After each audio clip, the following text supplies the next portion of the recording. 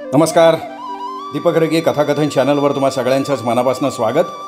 तुम्ही ऐकताय द स काकडे यांची कातळ ही कादंबरी आणि आज भाग 6.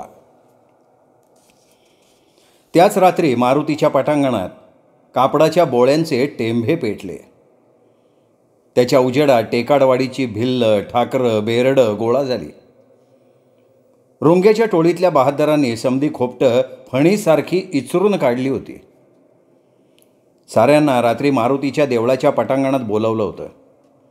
जर कोणी आलं नाही तर त्याचं खोपटं पेटवलं जाईल आणि मग त्या खोपटाच्या पुरुषाला झाडाला उलटं टांगलं जाईल असं म्हणून व्यंकटनं दवंडी द्यायला लावली होती. रोंग्याच्या दरोडेखोरांना असलीच दवडी द्यायची सवय.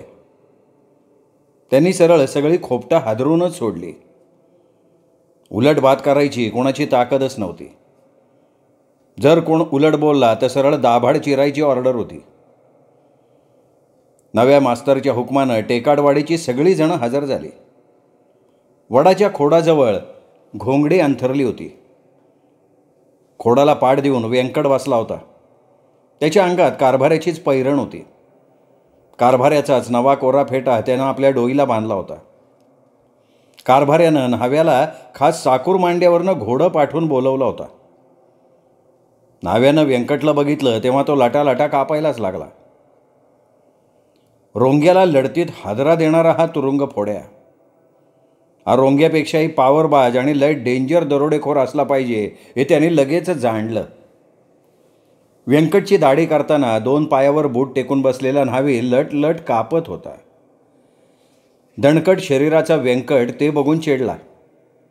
त्यांनी बसल्या बसल्या न्हाव्याच्या शरीराचं बोचकं जागेवर उचललं, खाली आपटलं. तसा न्हावी माकड हाडावर फटका बसून कळवळला.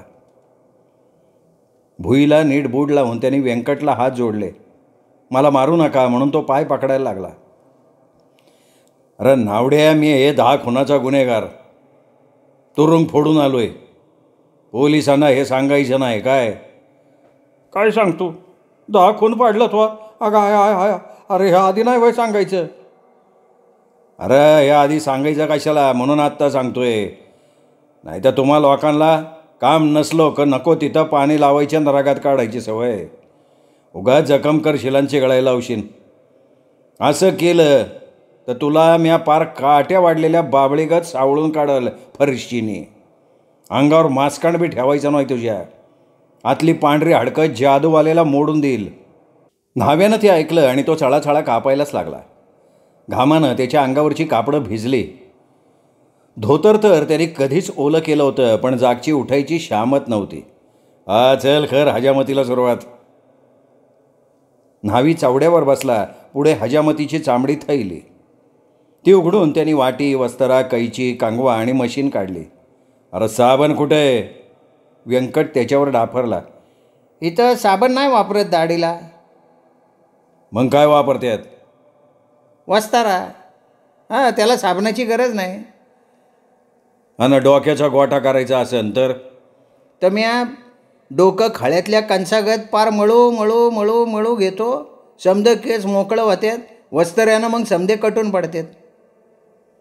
त्या न्हाव्याच्या कलेची व्यंकटला कल्पना आली. हा न्हावी गाभण म्हशी भादरण्याच्या लायकीचा आहे, दुसरं काय. पण आपलं काय? दाढी मिशा काढायलाच पाहिजेत. पण न्हाव्याचा थोबडा आणि हात काही बरोबर वाटला नाही. व्यंकटनं त्याला लाथच घातली. साबणाशिवाय डोक्याचा गोटा करणार का? मग डोकं जागेवर राहील कशाला? व्यंकटनं न्हाव्याला आपल्या केसाला धक्का लावू दिला नाही. नाहीतरी त्याला दरोडेखोरीसाठी दाढी मिशा वाढवलेल्या हव्याच होत्या. त्यांनी तो फार भारदस्त दिसणार होता. त्यांनी तो कोणाला ओळखू येणार नव्हता. त्यासाठी त्याला तोंडावरनं पटक्याचा शेवसुद्धा घ्यायला लागणार नव्हता. टेकाडवाडीची सगळी माणसं मारुतीच्या पटांगणात हजर झाली. त्या सगळ्यांनी आपली शाळेत जाण्यालायक पोरंसुद्धा आणली होती. काहींनी तर शाळेत न जाणारी पोरं सोबतीला आणल्यानं त्यांची किरकिर झाली होती. टेकाडवाडीच्या भिल, ठाकर, बेरडांनो, कारभाऱ्यानं बोलायला सुरुवात केली. कारभारी बोलतोय म्हटल्यावर सगळा गलका बंद झाला. तळ हातावर तंबाखू मळून झालेल्यांनी सुद्धा आपली तंबाखू तशीच गपचूप हातात ठेवली. कारभारी तसा शिस्तीला दांडगा माणूस. सगळं त्याच्या मनाप्रमाणे झालं तर ठीक, नाही तर ह्या वयातसुद्धा त्याची फरशीनं खांडोळी करायची भाषा. तो स्वतः बोलताना सगळं कसं चित्रासारखं स्थिर पाहिजे असायचं. तर आपल्या टेकाडवाडीची बंद असलेली शाळा सुरू होणार आहे आणि त्या शाळेसाठी यो मास्तर आलाय. व्यंकट लगेच उभा राहिला. त्याने सगळ्यांना हात जोडले. मास्तरच्या अंगावरचा वेश ठाकराचाच होता. त्यात त्याच्या हातात फरशी होती. ती फरशी बघून ठाकरं, भिल्ल, बेरडं जरा वचकलीच. यो मास्तर आपल्यातलाच आहे. हातात छडी घेऊन तो शिकवणार नाही, हातात फरशी घेऊन तो पोरांना शिकवणार आहे. अरे पण त्याच्या हातात फरशी कशाला? केस पांढरा झालेला भगवाना भिल्ल बोलला. फरशी कशाला? अरे तो पोर नुसतं 1-2 1-2 शिकणार आहे का? त्याला फरशी चालवायला यायला नको का? म्हणजे यो मास्तर आपल्या पोरांना फरशी चालवायला बी शिकवणार, कुऱ्हाड चालवायला बी शिकवणार, हा शिकवणार? कारभारी म्हणाला. पोरांना आम्ही कुस्ती बी शिकवणार आहे. मारुती शक्तीचा देव, त्याच्यागत पोरं बालवान झाली पाहिजे. पोर शाळेत रोज यायला पाहिजे. जे पोर शाळेला बुट्टी मारल त्याला आम्ही या वाड्याच्या पारंबीला उलटा बांधून झोका देत राहील. त्यातनं पोर पडलं, झडलं, मेलं, मला कोणी बी काय पुसायचं नाही. कोणी माझ्याशी भांडण काढलं तर गाठ माझ्याशी आहे. म्या बी खून पचिवलेला आहे. तेव्हा कुणी बी माझ्याशी कलागत काढायची नाही. आणि हा नदीला पावसाळ्यात पूर येईल तेव्हा पोरांना पोवायला शिकवणार म्या. पोरांची फिकर करायची नाही. एखादं मेलं तर दुःख वाटून घ्यायचं नाही. नाहीतर तुमच्या पाट्यावर दुःख नेहमीच त्या वरच्या बाबांना गाठीला बांधलंय. त्यातनं तुम्हाला नईन काय नाही. मास्तर एक बोलू का? हा बोल की मर्दा. मास्तर तू पुरात पोरांना पोहायला शिकवणार? वय पोरं शिकवणार का? तुला काय वाटलं नदीच्या घोडवर पाणी शिकवायला पाहिजे का? अरे बाबा, नदीकाठची पोरं पोहायला शिकलीच पाहिजेत, पण त्यांना जादा शिकवायला बी नाही लागत. पुराच्या पाण्यात नेल्यानं त्यांची भीड चेपती, डोळे फाटत नाहीत. पुरातनं वाहत येणारी जनावरं, झाडं, झाडाची खोडं, हांडे, कळश्या या समद्यानं आपण आपल्या वाडीच्या काठावर वडून घेणार. हे ऐकलं आणि सगळं आकरीतच वाटून घ्यायला लागले. आत्तापर्यंतचा मास्तर त्यांच्यात कधी मिसळला नव्हता. सणावाराला तो मारुतीच्या शाळेत यायचा, पोरांची चौकशी करायचा, निघून जायचा. वाडीत तो कधी बुड टेकवायचाच नाही. भिल्ल, ठाकर, बेरडांच्या पोरांना काय किंवा त्यांच्या घरच्यांना शिक्षणाचं महत्त्व नव्हतं, त्यामुळे त्यांचं काही अडतही नव्हतं. पण ह्या मास्तरनं अभ्यासाशिवाय बाकीचं ज्ञान सांगणार म्हटल्यावर सगळेच खुश झाले. मास्तर कोण गावचं? एक म्हातारा काठीनं उभा राहत म्हटला. बजाबा का पुसतो मास्तरचं गाव? का बरं, मास्तरला गाव नाही का? बजाबा, माह गाव आता टेकाडवाडीच. याच गावात मी आता राहणार कायमचा. काय म्हणतोच म्हातारा? वय टेकाडवाडीची पोरं चांगली बालिस्टर करून दाखवतो म्या. फाड फाड पुस्तकं वाचणारी पोरं, नातवंड पतवंड तुम्हाला दावणार म्या. ते ऐकलं आणि सगळ्यांचे चेहरे उजळले. त्यांना असलाच मास्तर वाडीला पाहिजे होता. आपण वाडीकरांनो एक सांगून ठेवतो, कारभारी म्हणाला. यो मास्तर आपल्या रोंग्याच्या टोळीत दरोड्याचं काम बी करणार, दिवसा मात्र तो साळचं काम करणार. हे तुम्हाला का सांगून ठेवतो म्या? तर हा मास्तर असा लुंग्या सुंग्या नाही. त्यानं पोराचा पाय तोडला, हात मोडला शिकवताना, तर कोणी उगा पोराचा पोळका घेऊन शाळेत यायचं नाही भांडायला. जर कोणी भांडायला गेला तर मास्तर त्याच्या फरशीनं सरळ कोणाचं बी डोकं उडवल्या बिगर राहणार नाही. आता मास्तर एवढा जिदबाज म्हटल्यानंतर कोणाची उलट बोलायची काय टाप होती? शेवते तो नदीकाठचं खोपाट मोकळंच आहे ना? कारभाऱ्यानं सरळ शेवत्या बेरडाला आवाज दिला. हा ते खोपाट मोकळंच आहे, पर आत्म्या राच्याला शेरड्या बंद करतो. आजपासून त्या शेळ्या तुझ्या खोपटात नाही पाहिजे. त्या खोपटात मास्तर राहील बी आणि पोरांना तालीम बी शिकवल. खोपटाच्या पुढं कुस्त्या. तुझी 4 पोरं शाळेत जाणारी आहेत, मास्तरला राहायला जागा नको, पोरांना तालीम नको, कुस्ती नका? नाही म्हणतो, बघ तुझ्याकडं मग बघतो. शेवत्यानं तोंडातली गुळणी तशीच धरली. काही बोलला असता तर रोंग्यानं त्याचा थोबाडच फोडला असतं. शेवत्या, उद्या सकाळच्याला खोपाट नीट झाडून काढ.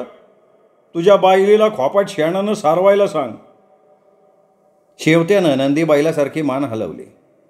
सोनारा. सोनार डुलक्या खायला लागलं होतं, पण कारभाऱ्याचा आवाज ऐकल्यावर सोनार उभा राहिला, हात जोडून नाचत राहिला. सोनारा, तू मास्तरच्या जेवणाची सोय करायची. तू हा स्वयंपाक खाल्लाय म्या. लय बेस बनवतो तू. कोंबड्या झोंबड्या लागतील.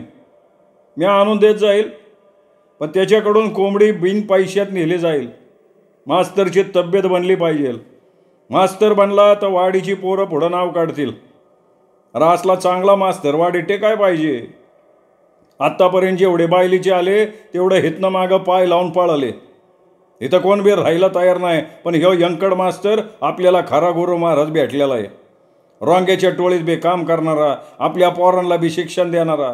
तवा बोला यंकड मास्तर की जय. समद्यांनी व्यंकटचा जय जयकार केला. तो त्या टेकाडवाडीत रडत कुढत आला होता, पण त्याचं तिथे वेगळंच स्वागत झालं होतं. तो तसा वागला म्हणून त्याचं स्वागत झालं होतं. त्यानं रोंग्याला आणि त्याच्या टोळीला हिसका दाखवला नसता तर त्याला तिथल्या कुत्र्यानं सुद्धा टांग वर करून दाखवली असती. पण त्याच्या हिसक्यानं त्याची ताकद सगळ्यांना कळली होती.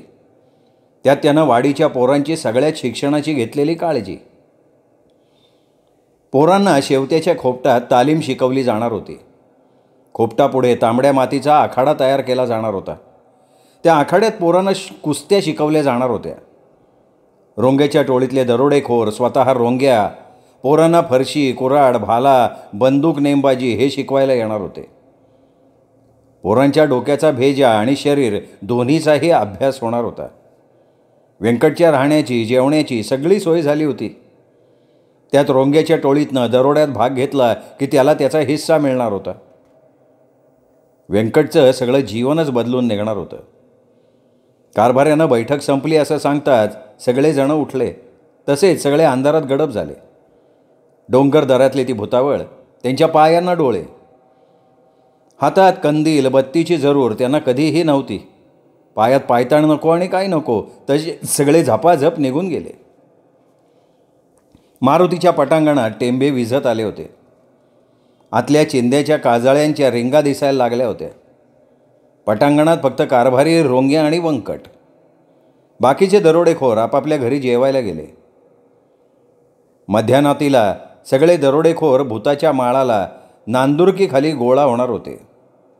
ती त्यांची तिथनं सुटायची जागा. मास्तर, तू जाणार आहे का आज दरोड्याला? भजी, रोंग्याचा आज रातचा दरोडा घालायचा आहे घारगावच्या जानरावच्या वस्तीवर. काय म्हणला? घारगावचा जानराव? अरे भाई ना, त्यो पुढारी. नाही, पण तिथं 2 जानराव आहेत. व्यंकट म्हणाला. रोंग्यानं ते ऐकलं. मास्तर, तुझी बातमी पक्की आहे का? रोंग्यानं विचारलं. अरे वय, तिथं 2 जानराव आहेत. पण आमच्या गोंद्यानं जी बातमी आणली ती जानरावचीच आणली. घारगावात 2 जानराव आहेत असं काय बी तो बोलला नाही. म्या घारगावची माहिती सांगतो की तुम्हाला. तुला घारगावची माहिती आहे का? रोंग्याला मास्तरचा विश्वास नव्हता. रोंग्या, म्या मास्तर आहे. माहिती बिगर बोलणारा म्या नवं. कारभाऱ्याला सुद्धा रोंग्याची व्यंकटविषयीची शंका आवडली नाही. व्यंकट एवढं 2 जानरावांविषयी सांगत असताना रोंग्यानं गोंद्याचा हवाला घ्यावा. मास्तर, गोंद्या भेटलच आत्ता मला माळाला. तू बी येतो का दरोड्याला? तुला झेपल का दरोडा? रोंग्या, मास्तरच्या अंगावर पैरण कोणाची आहे बघ की. फेटा कोणाचा आहे डोईव हे बघ जरा. अरे हे मास्तर, आता ह्या कारभाऱ्याची जागा भरून काढणार. मास्तर, म्या तुला माझा घोडान फरशी देतो. पाहिजे तर बंदूक बी माया खोपटात आहे. काय? कारभारी आपल्या एवढं पुढे पुढे का करतोय हे व्यंकटला कळत नव्हतं. रोंग्या, तू घरला जा, घे तुकडा खाऊन.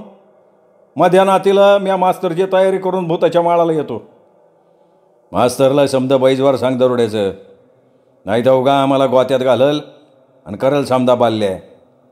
रोंगे, तू आज मास्तरची दरोड्यातली कामगिरी बघ, मग सकाळच्याला मला सांगाय मास्तर माणूस दरोड्याला कसा आहे ते. रोंगे आपल्या पांढऱ्या शुभ्र घोड्यावरनं गेला. मास्तर, तू बस मारतीच्या देवळात का पुन्हा जेवायचं आहे? नाही, सोनारानं मग अख्खी कोंबडी मोरगळून खायला घातली. जेवाय आधी औषध दिलं का नाही? दिलं की. चांगलं पाहिलेदारीचं औषध होतं. एका कापानं डोकं धुनलं आणि मग कोंबडी न वरडता पोटात जाऊन अंडे घालायला बसली बघा. सकाळच्याला बहुतेक पिल्लच बाहेर पडत्यान. ते ऐकलं आणि कारभारी हसत राहिला. मास्तर बोलायला बराच इरसाल आहे हे ऐकून त्याला हसायला आलं. कारभारी, मला चांगली फरशी आण, दांड आण, बंदूक बी आण. तुझा घोडा तुझ्यासारखा म्हातारा आहे का तर नाही? अरे मा, घोडा म्हातारा नाही, घोडी आहे घोडी. पण तिचा बच्चा आहे चांगला तरणा बांड, अगदी तुझ्यागत. त्यानं वाडीत कोणाला पाठीव बसू दिला नाही बघ. चांगलं अवखळ जनावर आहे. चांगल्या घोडेस्वारागिरी ते कोणी घोडं पाठीव बसून द्यायला तयार होणार नाही बघ. व्यंकटच्या पुढे एक आव्हान येत होतं आणि तो ते अंगावर घेत होता. कारभाऱ्याचा नाठाळ घोडा वटणीवर आणायचं काम त्याच्या पुढे होतं. व्यंकटला तशी घोडदौड नवी नव्हती, पण मध्ये जरा खंड पाडला होता.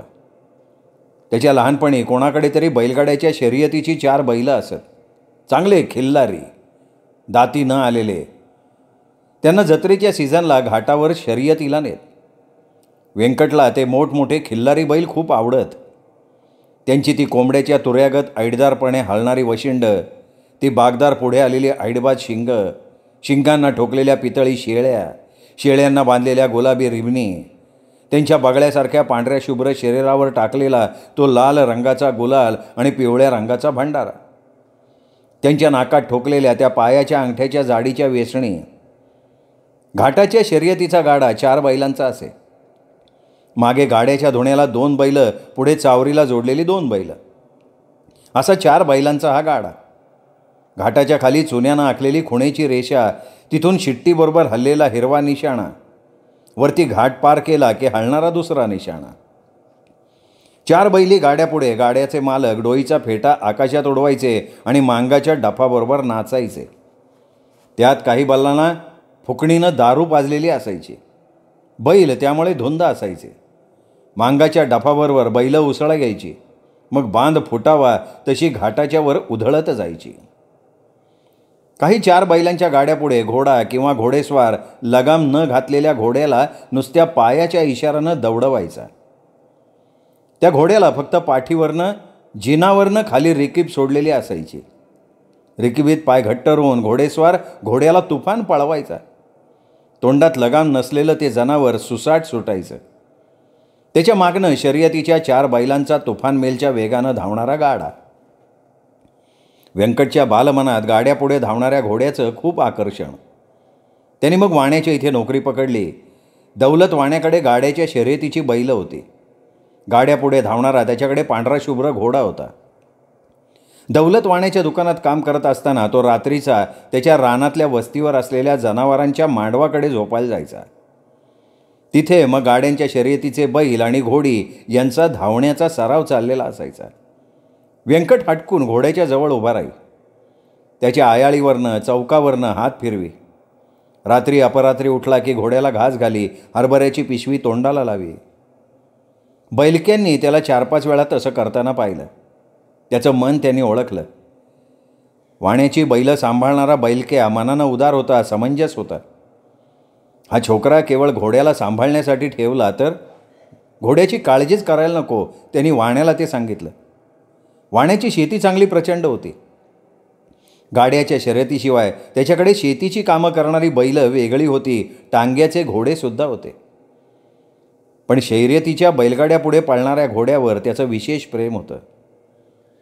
शेतीवर मजुरीनं काम करणारी कितीतरी बायका पोरं, गडी माणसं त्याच्याकडे होती. त्यात नुसतं एका घोड्यासाठी राबणारं व्यंकटसारखं उत्साही पोरगं त्याला जड नव्हतं. मग काय, व्यंकटला हाती आकाशीचा चांद आल्याचा आनंद झाला. घोडा नदीवर पाण्याला नेताना तो कोणी नाही असं बघून त्याच्यावर बसण्याचा प्रयत्न करी. घोड्यानं पहिल्या वेळी त्याला अंगावरनं झोकून दिलं. फुटबॉलसारखा व्यंकट बाजूला काट्याच्या फासावर जाऊन पडला.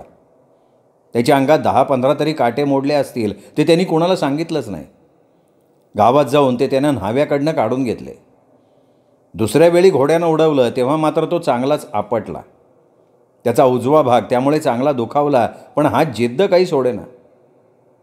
घोड्याला माया लावून हे काम होणार नाही हे त्याला दिसत होतं. त्याची ही धडपड गाड्याच्या शर्यतीच्या बैलाच्या बेलक्यानं पाहिली. घोड्यावर तोच स्वार व्हायचा. मग त्यांनी छोट्या व्यंकटला त्या घोड्यावर स्वार कसं व्हायचं ते शिकवलं. त्याच्या चौकावर चापकाचे फटके कसे उडवायचे तेही शिकवलं. घोड्याला लगाम न घालता कसं पळवायचं ते मात्र व्यंकटला खूप आवडलं. फक्त रिकिबीत पाय अडकवून घोड्याच्या पाठीला चिपकायचं, त्याची आयाळ गच्च पकडायची आणि खाली रिकिबीतल्या पायानं त्याला दौडायचा इशारा द्यायचा. व्यंकटला पहिल्या नमनालाच हे साध्य झालं तेव्हा आपल्याला घोड्यानं जी जी शिक्षा दिली त्याचं फळ मिळाल्यासारखं त्याला वाटलं. मग काय, त्याला घोडा दौडवायचं वेडच लागलं. रोजच तो घोड्याला पाणी पाजायला नदीला गेला की त्याची घोडदौड चाललेली असायची. बैलगाड्यांच्या घाटाच्या सरावासाठीही मग तो जावं लागला. घोडा जागेवर गारागारा फिरवून पुन्हा घाटाच्या रोखानं फेकायची कसरत करायला लागला. मग काय, व्यंकट उत्तम घोडेस्वार म्हणून बैलगाड्यांच्या शर्यतीत दौडायला लागला. एखाद्याचा नाठाळ घोडा असला तर त्याला वटणीवर आणण्यासाठी तो व्यंकटकडे देण्यात यायला लागला. व्यंकटनं असे कितीतरी नाठाळ घोडे जाग्यावर आणले, थया थया नाचवले. पुढे मग तो शाळेत शिकता शिकता मास्तर झाला. घोडा त्याच्या हातातनं सुटला. बरेच दिवस त्याच्या अंगाखाली घोडा किंवा पायात रिकीब आलेली नव्हती. आणि आता कारभाऱ्याचा नाठाळ जवान घोडा त्याच्या पुढे परीक्षा घ्यायला येणार होता. भूताच्या माळाला मध्यान्रातीत रोंग्या आपल्या पांढऱ्या शुभ्र घोड्यावरनं तयारीत आला होता. त्याच्या गळ्यात काडतुसांची माळ होती, पाठीला बंदूक होती. धारदार फरशी तर त्यानं तलवारीच्या थाटात हातात धरली होती. बाकीचे दरोडेखोर पण तसेच. कारभारी घोडे आणि हत्यारं घेऊन आला नव्हता म्हणून व्यंकट तिथे भूताच्या माळावर भूतासारखा उभा होता. मास्तर, तू खरंच दरोड्याला येणार आहे? हैबत्याला विश्वास वाटत नव्हता. वय, आजच्या दरोड्याला मी येणार. माया बिगर तो दरोडा पाडणारच नाही. ते ऐकलं आणि हैबत्या फिदफेदला. रोंग्या मात्र हसला नाही, कारण व्यंकटला घारगावच्या 2 जानरावांची माहिती होती. हैबत्याला त्या माहितीची कल्पना नव्हती. गोंद्या, रोंग्यानं सगळ्यांच्या मागे घोड्यावर थाप मारणाऱ्या गोंद्याला म्हटलं. जी नाईक. असं पुढे ये. गोंद्या पुढे आला. कुठल्याही गावात दरोडा घालायचा असला की तो वाडे बघून यायचा. त्या वाड्याच्या मालकाची चौकशी करून यायचा. त्याच्याकडे दरोडा घातल्यावर किती मालपाणी मिळेल ह्याचा सुद्धा अंदाज घेऊन यायचा. गोंद्या, गारगावला तू जानरावाच्या वाड्याची चौकशी करून आला? वय नाईक. गारगावात 2 जानराव होतं. कोण म्हणतं? गोंद्या जागेवर उडाला. म्या म्हणतोय. पर म्हणजे तो सपुरती माहिती आणली नाही गोंद्या. अर्धवाटागत तू गारगावात ना आला. अशी तुझी बातमी असेल तर समधी भेल बेरड ठाकराची डोकी फुका पदरी खच्ची करायची का? पर नाईक, यो जानराव गावाच्या बाहेर राहतो. गावाबाहेर? पुढारी आहे काय? वय, वाड्यापुढं ट्रॅक्टर, जीप, बुलेट, गाडी समजा जामा निमाय पार्टीला आहे गब्बर. दरोडा घातलं तर माल किती भेटल? आजच बँकेतनं ₹1,00,000 आणलेत. जिल्हा बँकेच्या निवडणुकीत त्याचं पॅनल निवडून यावं म्हणून माणसं फोडाय त्यांनी पैसे आणलेत ते. म्हणजे 2 जानरावापैकी कोणचं जानराव म्हणावे?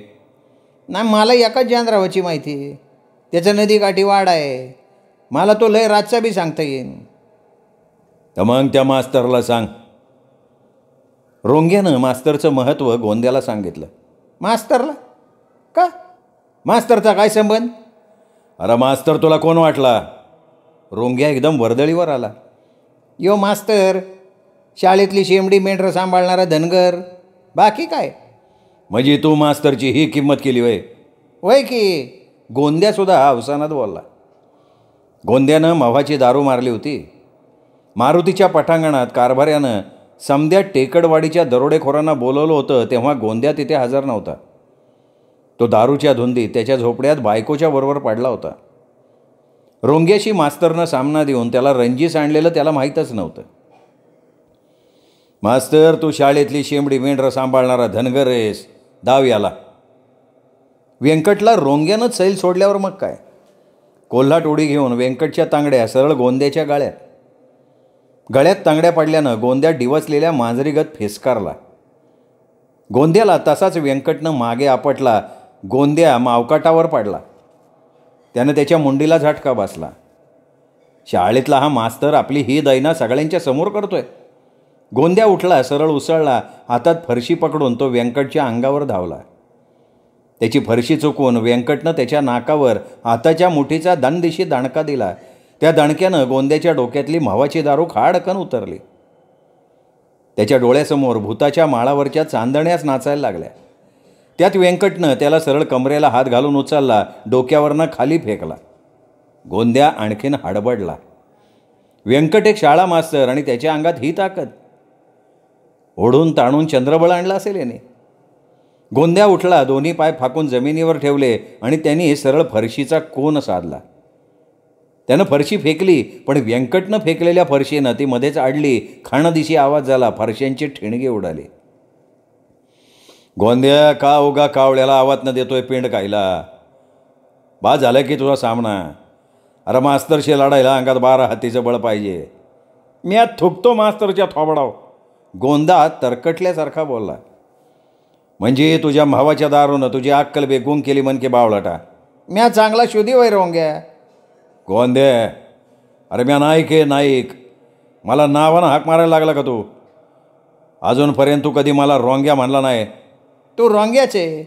या 1.5 दमडीच्या मास्तर पुढं तो माझ्यासारख्या महत्त्वाच्या दरोडेखोराचा अपमान करतोय.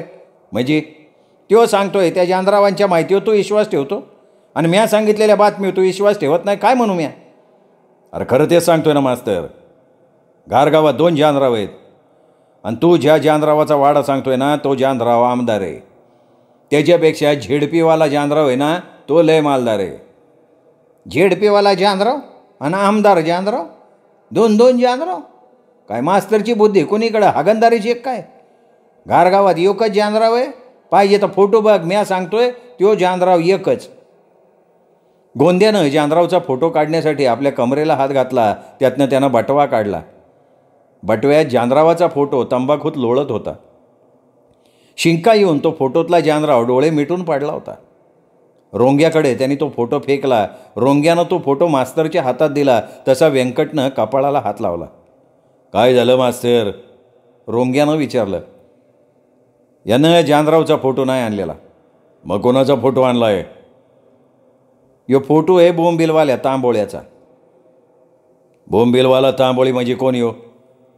त्यो आहे बोंबील सोडं सुकटीची सुकी मच्छी विकणारा एक गरीब माणूस. व्यंकटचं ते बोलणं ऐकलं आणि गोंद्या पांढऱ्या पालीगत पांढरा फेक पाडला. रोंग्याला गोंद्याचा संशय आला. आज ह्याने नीट माहिती काढली नाही हे कळतच होतं. त्याची काहीतरी चाल होती हे उघड होतं. रोंग्या मग पुढे झाला. त्यांनी सरळ गोंद्याला भूताच्या माळावर आडवा केला आणि त्याच्या नरड्यावर पाय देऊन त्यानं हातातली फरशी उंचावली. गोंद्या, दागाबाजी कशासाठी सांग, नाही तर. कारभारी व्यंकटसाठी घोडा घेऊन येत होता. त्याच्या हातात फरशी पण होती. कारभाऱ्यापुढे तमाशा नको म्हणून रोंग्यानं गोंद्याला सोडलं आणि सरळ सुनावलं. आजपासनं तू टोळीला मिळाला. जा फूट इथनं, नाहीतरी तू त्या भावडेच्या टोळीचा. अरे पर जा, काय सांगायचं काम नाही, चाल. मला भावड्या ठाकर भेटला होता आज दुपारच्याला. कुणीकडे भेटला होता? घारगावच्या जंगलात. काय म्हणला भावड्या तुला? कारभाऱ्याच्या पांढऱ्या भोवया ताणल्या गेल्या. घारगावात दरोडा घालायला येऊ नका असं म्हणला तो. का? घारगाव म्हणजे त्याच्या बापाची बाजारपेठ आहे का? नाही, त्याला दरोडा घालायचा आहे 2 जानरावाच्या वाड्यावर. काय म्हणतो? मग तू काय म्हणला त्याला? नाही, मी सांगितलं आम्हाला फक्त जो गब्बर जानराव आहे त्याच्यावर दरोडा घालायचा आहे. त्यांनी माझ्या हातात यो फोटो दिला. म्हणजे तू ह्यो फोटो घेऊन इकडं आला हिजड्यासारखा? काय करणार? बावड्या म्हणला गप गुमान जायचं, रोंग्याला इकडं येऊ द्यायचं नाही. आज झेडपीवाल्या जानरावानं बँकेतनं ₹1,00,000 आणले, त्या आम्हाला पाहिजेत. तुम्हाला लय वाटलं तर आमदार जानरावाच्या वाड्यावर जा. जर तुला मा ऐकायचं नसेल तर रोंग्याच्या समद्या टोळीचा मुडदा पाडला जाईन. ही धमकी आणि तो उघड्या कानाने पसारलास. आज झाडवाना. नाही, त्यानं मग मला मावाची दारू पाजली, वर आणखी हातभर बाटली बी दिली. आताशी आठवायला लागलं मला समज. तो भावड्याला फुटला हे दिसत होतं. रोंग्यानं ते ऐकलं आणि त्याला थिडक चढली. गोंद्या जानरावच्या दरोड्याची बातमी घेऊन येतोय आणि जवळ फोटो कोणाचा? तर बोंबील विक्या तांबोळ्याचा. त्याच्याकडे मिळून काय मिळणार? 1,500-2,000 मिळतील. त्यांनी काय टोळीचा कात होणार आहे? दरोडा घातल्यावर वाटणीला प्रत्येकाला किती रुपये येतील? दरोडा पडल्यावर 1,00,000-2,00,000 रुपयांचा माल हाती आला तर काहीतरी फायदा. म्हणजे मग पोलीस तपासून थंड होईपर्यंत गप्प बसता येतं. गप्प बसायचं म्हणजे तोंड चालू ठेवायला कितीतरी मालपाणी पाहिजे ना. गोंद्या भावड्याला फसला, त्याच्या धमकीला फसला, पण आता पुढे काय? सगळा बेत फसला होता. कारभारी जवळ येताच रोंग्यानं गोंद्याची फितुरी सांगितली. कारभाऱ्यानं चिडून पायातलं पायताण काढलं. गोंद्यावर तो धावला तसा व्यंकट आडवा आला आणि म्हणाला, सोडा ह्या मुडदाडाला. भावड्या ठाकर जानरावाच्या वाड्यावर दरोडा घालतोय ही बातमी तर त्याने आणली का नाही? व्यंकटला उगाच वाद नको होता. अरे मग आपण काय करणार? आपल्याला त्या वाड्यात काय मिळणार? आपण भावड्या ठाकराच्या टोळीवर हल्ला चढवायचा आणि सरळ जानरावाच्या दरोड्याचा माल आपणच लोटायचा. काय म्हणलं? त्या टोळीशी होईल थोडी खानाखनी, पण पोलीस आलं म्हणून भूमिका उठवायची आणि भावड्याला पैसे पाडायचं. अंगावर पोलीस चालून आला म्हणून भावड्या माल टाकून पळत सुटल. व्यंकटनं मग सगळी योजनाच रोंग्याला समजावून सांगितली. ती योजना सगळी गनिमी काव्याची होती. भावड्याची टोळी जंगलाच्या रोखानं पळणार. त्या जंगलाच्या वाटेवर एक खिंड होती. त्या खिंडीतनं भावड्याची टोळी पळणार होती. भावड्याच्या टोळीला खिंडीतनं पळताना बाजीप्रभू देशपांड्यांच्या युक्तीनं ठेचून काढायचं व्यंकटनं सरळ सुचवलं. रोंग्यानं ते ऐकलं आणि व्यंकटची पाठ थोपटली. भावड्या रोंग्याचा पक्का दुश्मन. दोन्ही टोळ्या एकमेकांना पाण्यात पाहत होत्या. रोंग्याच्या टोळीला साकूर मांड्यासारख्या मोठ्या गावच्या पाटलाचं पाठबळ होतं, तर भावड्याच्या टोळीला पिंपळदरीच्या पाटलाचं पाठबळ. दोन्ही टोळ्यांनी त्या गावचं राखण करावं हीच त्यांची अपेक्षा. त्या गावातल्या मोठमोठ्या मालदारांच्या प्रॉपर्टीचं रक्षण त्यांनी करायचं होतं आणि त्याबदली त्यांना महिन्याला ठराविक हप्ता सगळ्यांकडनं मिळत होता. भावड्याची टोळी गारद केली तर रोंग्याची टोळी पिंपळदरीची सगळी बडी धेंड दरोडे घालून साफ करणार होते. भावड्याच्या टोळीमुळे रोंग्याच्या टोळीला पिंपळदरी आणि त्याच्या आसपासची गावं लुटता येत नव्हती. म्हणूनच ते दोघं नाईक एकमेकांच्या टोळ्यांना पाण्यात पाहत होते. समोरासमोर जर त्यांची गाठ पडली तर त्यांची जुपी होत होती, गोफणीनं दगडफेक होत होती, हाणामारी घडली तर 4-5 मुडदे पडत होते. रोंग्याला भावड्याला कायमचा संपवायचा होता, पण तो संपवणं त्याला जमत नव्हतं.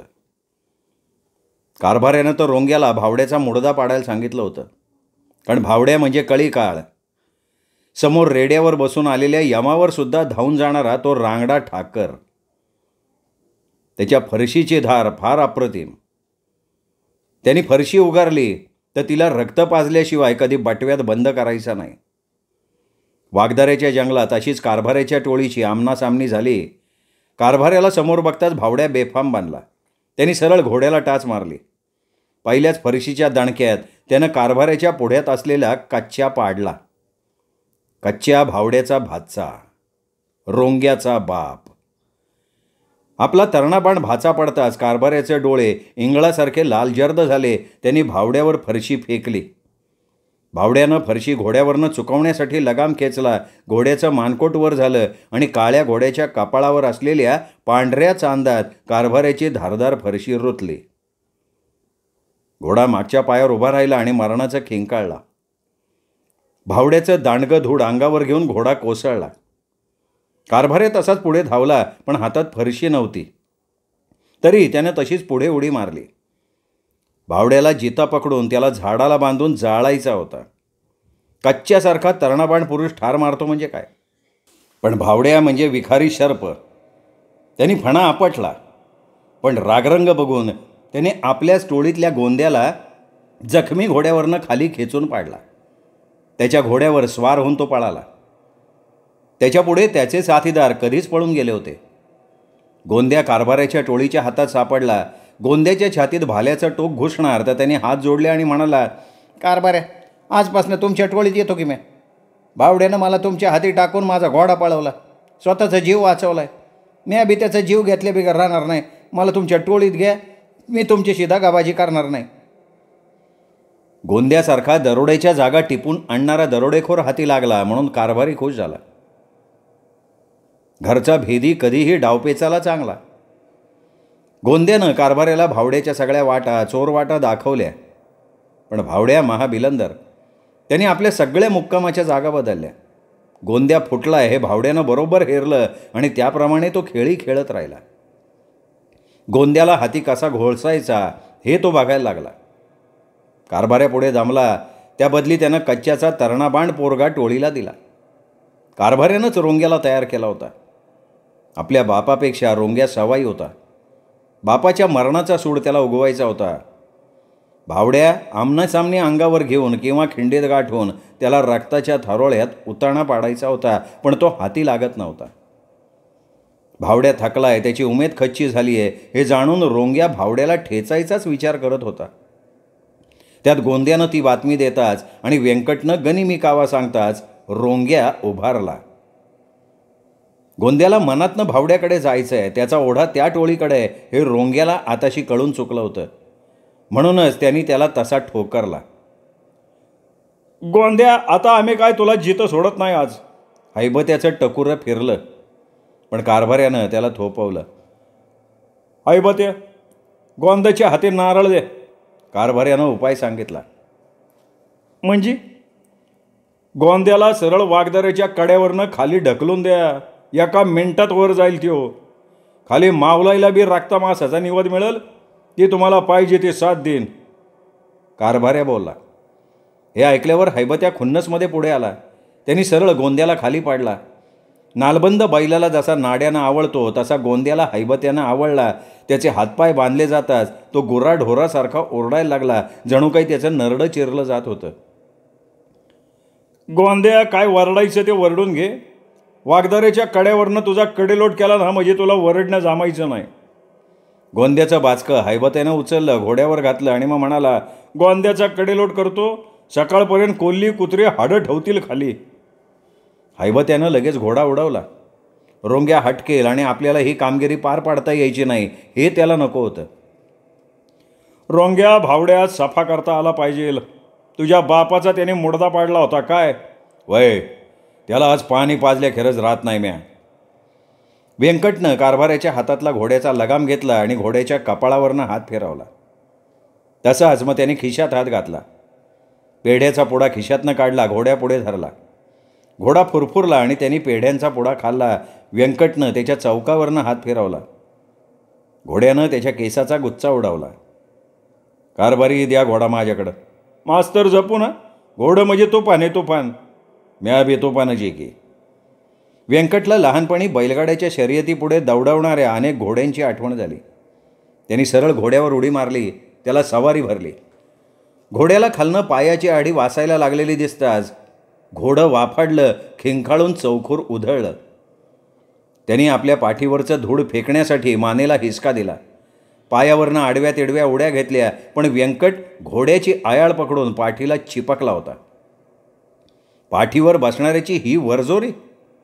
घोड्यानं खिंखाळून आवाज दिला, पाठीवरनं उडी टाक, आयाळ सोड. तुझा मुडदा पायाखाली तोडवतो, तुझ्या रक्तामासाचा चिखल करतो, पुन्हा आयुष्यात उठता येणार नाही. घोडा भुताच्या माळावरनं पार तिकडे लांब नांदूर खंदरमाळ दौडत गेला. त्याच्या पायात वेत होता.